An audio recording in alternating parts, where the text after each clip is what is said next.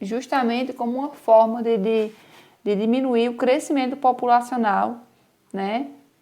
Levando em consideração a redução na taxa de natalidade, né? Então, o rígido controle imposto pelo governo chinês no passado, ele repercutiu na diminuição significativa do número de jovens chineses. Ou seja, quando o número de natalidade ele diminui, então a população jovem ela também tende a diminuir, né? E, consequentemente, né, aumenta-se o número de idosos. Foi o que aconteceu na China. Então, quando a China viu que a população estava mais composta por idosos, né, justamente por essa política do filho único, que reduziu o número de nascimento de crianças nesse país, levando em consideração a outros tempos, então ela viu que a questão econômica, ela refletiu justamente no que diz respeito à questão econômica. Por quê? Diminuindo o número de jovens, então a população ativa ela também diminui. Então, o país ele viu que a partir dessa política que favoreceu em alguns pontos, ela desfavoreceu em outros. Então, a população ela ficou mais envelhecida, né? E a população ativa, que são jovens, ela ficou reduzida. Então, isso ocasionou principalmente no que diz respeito à economia, né? E ao desenvolvimento de atividades nesse país. Então, a partir disso, foi que houve uma mudança, tá? Quando eles viram que essa política, ela influenciou em outro aspecto, então, o governo passou a permitir que casais, né, tivessem mais de um filho, né, no máximo 2. Então, ela já foi havendo uma mudança. Isso a partir de 2013, viu, pessoal?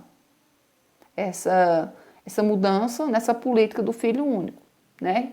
Que antes o governo permitia que a mulher tivesse apenas um filho, então, a partir de 2013 foi que o governo ele permitiu que o casal tivesse pelo menos 2 filhos. A política do filho único. A forma de contenção da população achada por Xi Jinping foi uma das mais violentas possíveis contra a mulher. Além da distribuição de métodos contraceptivos e incentivos profissionais à população, as mulheres, pessoal, elas ficavam grávidas, elas eram literalmente caçadas pela polícia do partido e elas eram levadas para o hospital para fazerem abortos forçados. Caso fosse confirmado se o bebê fosse do sexo feminino ou se a gestante já tivesse o primeiro filho. Então, tinha também essa questão, né, de ser mulher. Então, quando eles sabiam, a partir do exame, que era uma menina, então, eles automaticamente, né, o governo, nesse país, eles pediam para abortar, justamente para a questão da reprodução, né? Então, o aborto, ele só não acontecia se fosse, por exemplo, se a mulher não tivesse o filho ainda, fosse o primeiro filho dela, ou se fosse do sexo masculino. Você vê, tinha também até essa questão, esse preconceito, né, com a questão feminina, né? Então, nesse último caso, a mulher ela é esterilizada. Então, além do aborto, né, caso acontecesse se a mulher tivesse já um filho, e se o segundo fosse uma menina, né, e houvesse o aborto, o que era que eles ainda faziam? Eles faziam eles esterilizavam a mulher, ou seja, a mulher era feita uma ligação para que ela não tivesse mais filho de forma alguma. Então, foi algo um tipo de política que foi bastante violenta, justamente por conta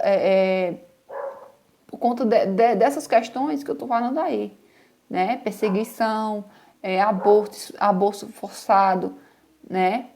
E por a mulher também ela ser esterilizada sem nem ao menos ela ter a vontade própria de querer ou não. Então, era algo assim que foi bastante assim complicado, né? Então, além disso, muitas mulheres por medo de perder os benefícios do governo, que também era uma das penas, né, caso a mulher tivesse mais de um filho, e pagar pesado pela multa do segundo filho, praticavam abortos espontaneamente. Muitas vezes, muitas delas, né, com medo dessa rigidez, dessa política, elas quando elas engravidavam, né, se ela tivesse algum filho, algumas delas, por medo de pagar multa ou perder seus benefícios, elas mesmo abortavam, né? Então, no caso do segundo filho ou no caso da descoberta, fosse o primeiro filho do sexo feminino. Então, a mando da cúpula do Partido Comunista, muitos dos médicos também tinham um controle sobre o ciclo menstrual das mulheres, utilizando exames periódicos nas casas das famílias, você vê, com equipamentos portáteis para que ninguém conseguisse burlar a política do filho único. Então, era uma perseguição imensa, né, gente? Somente com as mulheres, nunca diz respeito às mulheres.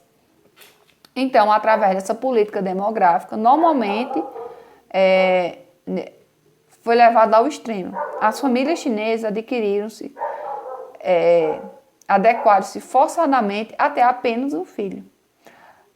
Como essa premissa mexeu culturalmente com a população, mesmo quando houve relaxamento dessa política, os chineses continuaram optando por ter apenas uns filhos. A política do filho único. Então, essa política, ela estabeleceu pesadas multas, como abandono da criança, abortos forçados, subnotificação de nascimentos, minorias étnicas e descendentes de casais que sejam filhos únicos. No campo, né, diferentemente da cidade, eles tinham a possibilidade do segundo filho, caso o primeiro seja uma menina. Né? Também tinha isso. Se fosse uma menina, o segundo o filho, então, assim, eles também prezavam muito por ser do sexo masculino, né? Porque o que é que eles pensavam? Se fosse o sexo feminino, futuramente ia haver mais reprodução ainda no que diz respeito à taxa de natalidade.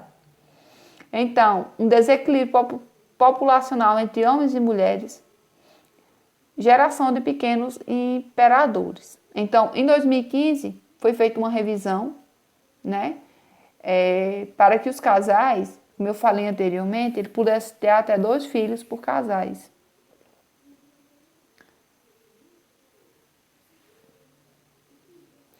Agora vamos falar sobre outro assunto, os contrastantes indicadores socioeconômicos.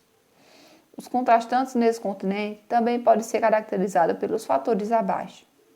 Países como China e Índia, que mesmo possuindo alguns indicadores sociais ruins, vêm apresentando nos últimos anos crescimento econômico elevado, como a gente pode ver aí no quadro.